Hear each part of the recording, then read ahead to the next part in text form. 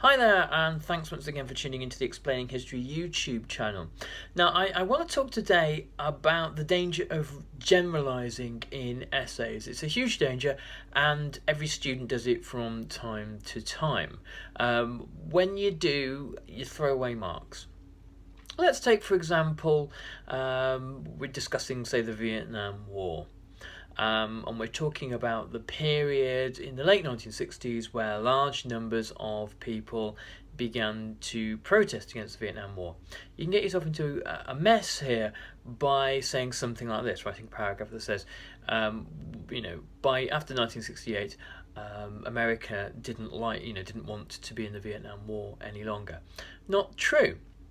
Or certainly not true in the way that it's being stated there. Certainly, a more nuanced paragraph would say that protests gradually between the late 1960s and the early 1970s increased the public uncertainty about Vietnam, increased doubts over whether the Vietnam War could be won or whether a withdrawal was possible. Those increased, and automatically you have a much more nuanced paragraph saying different things.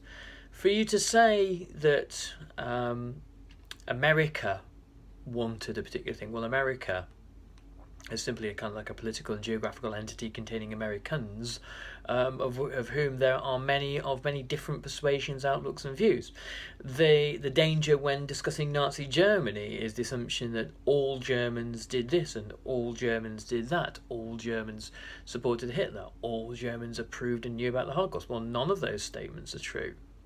So if you find yourself making that kind of generalisation, look at what you're actually saying and ask yourself, is this supportable?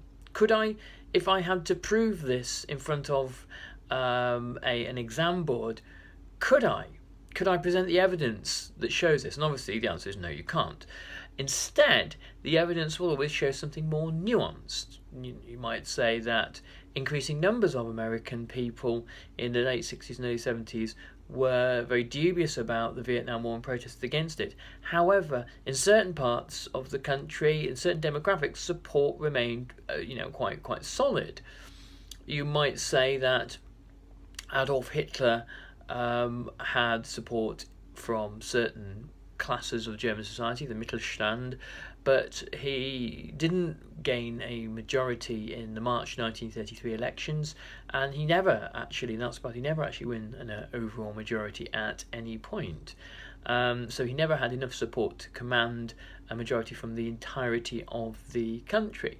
You might even say that despite outward appearances to the contrary, actually support was quite varied across Germany for Hitler. And it's really the kind of public displays of propaganda, such as the Nuremberg rallies, that were in attempts to convince people otherwise. Now, if in that conversation there, that paragraph, you suddenly take a kind of a big leap forward away from rather kind of generic statements and towards something more intricate, more refined, more developed, more subtle, and ultimately more powerful. Okay? So think about, when you're writing a paragraph, is this sustainable? Is what I'm saying actually valid at all? And you might come to some interesting answers. Anyway, I'll catch you on the next video. Thanks very much. Bye-bye.